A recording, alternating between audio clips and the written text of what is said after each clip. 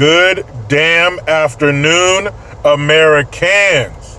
Jericho Green here with you once again, and I wanted to talk about two things in this video. One of them, number one, another turd has removed themselves from the punch bowl.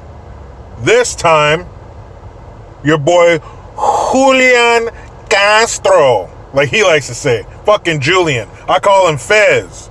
You ever seen that 70s show? They had that kid played by Wilbur Valderrama, Fez, foreign exchange student. Well, Julian looks just like that fool, so I call him Fez. Fez, later, you piece of shit. Texas, go ahead and take him back. But it's great to have another one of these dummies out of there. Such a fucking waste of time. They didn't even get, they got like what, maybe halfway through? That's like taking a cross-country trip and only getting halfway and being like, fuck guys, sorry, guess we gotta go back home. I'm like, you didn't plan for this? You didn't accumulate the resources to finish the race? What a fucking waste of time. What were you in there for? We heard you yapping for a while, now you're gone. But his support, he'll put it behind another one of those dummies. It'll be absorbed by another one of those fucking mouth breathers running for president against Trump. But as for now, later, Fez, you fucking turd. So, the second thing I wanted to talk about was what the fuck is going on in Iraq with Iran and the airstrikes and the embassy. So, I did some reading, I did some watching, and here is my best synopsis of what is going on over there.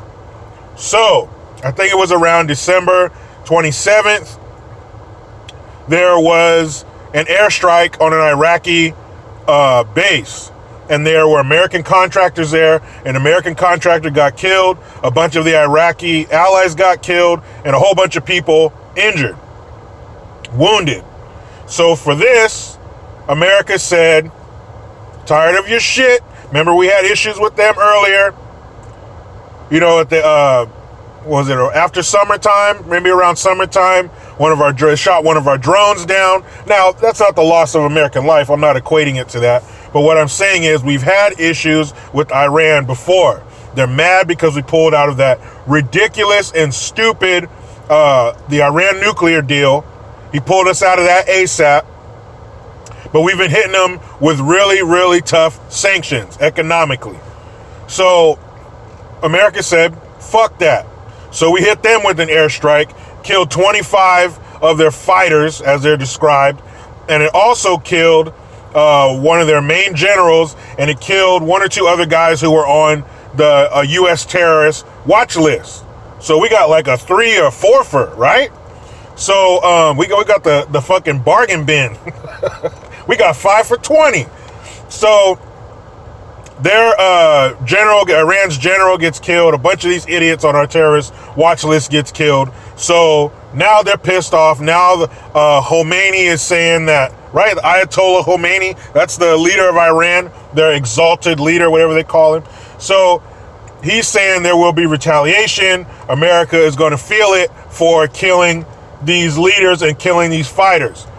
So a bunch of them storm up, their supporters and their sympathizers storm the American embassy in Baghdad. And Trump said, we will do what we need to do. They're going to attack the embassy. I hope Iraq protects it. Like, have our back. We've had yours. Have our back. Iraq did not do that. They let a whole bunch of fucking protesters breach what they call the green zone in front of the embassy, and they're chanting death to America, death to Israel, throwing rocks and shit over the walls, spray painting the walls. They even set part of the roof on fire. When this happened, one of the ambassadors there called for 750 additional Marines and 3,000 on standby. So the Marines, from what I could gather, did nothing more than shooting some tear gas in the crowd to disperse them. After a couple of days, the crowd did disperse. They said, they interviewed some of the people there, and they said that we rubbed America's nose in the dirt. We did what we needed to do, whatever. So the Marines didn't have to kill anybody. Nobody got killed at the embassy. Nobody even got evacuated. They didn't even evacuate the embassy. They didn't think it was that serious of a threat. Trust me, if they did, everybody would have been evacuated. It wasn't going to be Benghazi the sequel, Hillary.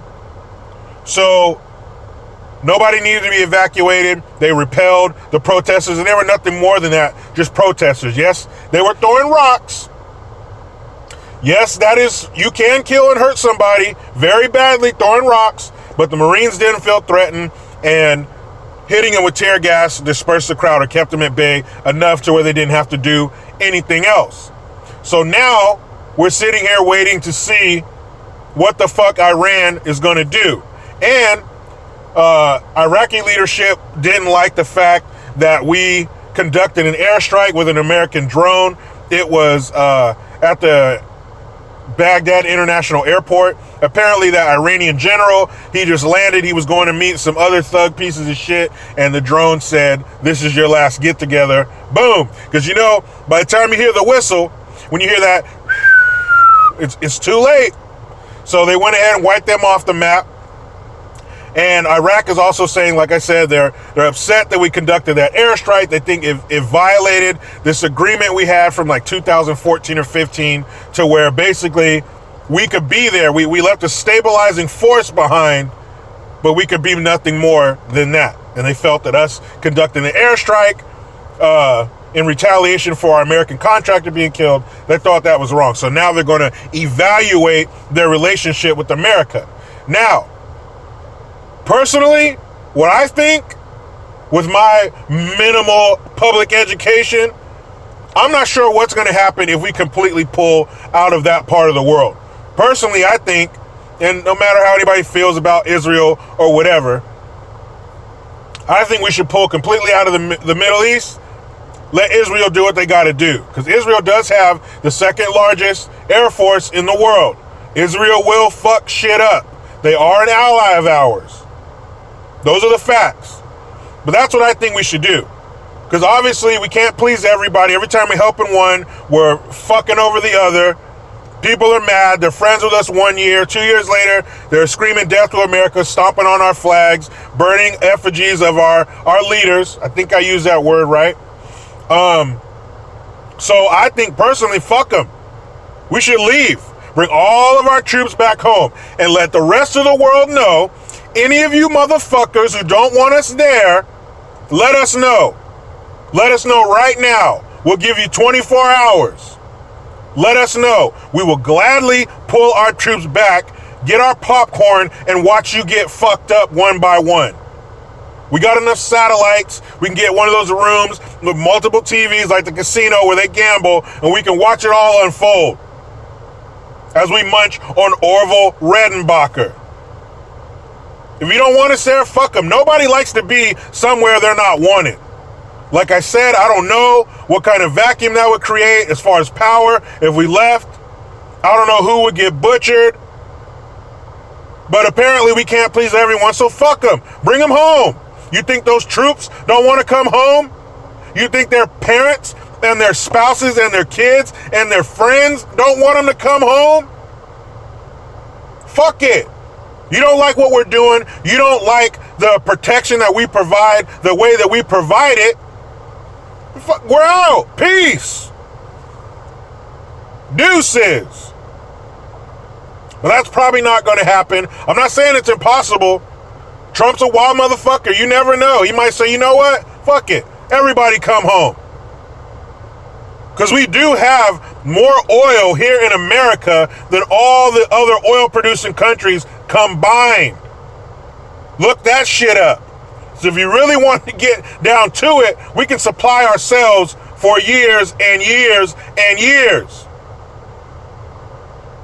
So really, I say we pull them all out. How long have we been mired in shit over there? The first Gulf War, the war on terror, whatever the fuck this is going to turn into. We can't make them happy. Come home. Point our guns outward. We got enough border for them to patrol. We got the fucking cartels down in Mexico acting like they want to get fucked up. So we can oblige them. Nobody in their right mind wants any parts of the United States military. Period. Especially if you're going to be dumb enough to line up your rinky-dink, makeshift, duct tape together fucking army you got against us. When we're not fucking people up, we're training to fuck people up. So bring the troops home, line our borders, and protect us. Put some of those fucking troops in some of these inner cities that are like Iraq anyway. If you blindfolded some of those troops, if you drug those troops like Mr. T had to be drugged whenever the A-team had to fly, he eats a fucking apple, it's been drugged, he passes out, wakes up where they are. Drug these fucking troops. Let them wake up in Chicago or Baltimore. They won't know the difference. It'll be gunfire and it'll be death. The same as over there. Bring them home. Let them clean up these fucking streets. We're so good at cleaning up the rest of the world, let's clean up this part. That's how I feel. Like I said, they probably won't do that, but that's the way I see it. But so far, that's what's going on in Iraq. They attacked the embassy, they were repelled, or they gave up and left, whatever. So now we're waiting to see what this vengeance is going to be upon America at the hands of Iran. And we are going to see how our relationship is going to play out with Iraq. So when there's more to tell, I'm going to tell it. But you know how it goes. Oh, before I get into that, the reason my my video today wasn't up in the morning and won't be for the next few days is because I hurt my damn foot. So I'm at home for like 3 or 4 days. There it is. But you know how it goes. I try to be done with the left, but they just won't let me. Please subscribe, hit that notification bell, utilize the PayPal link and the Teespring link to get your green gear. I am Jericho Green. Man, I'm out.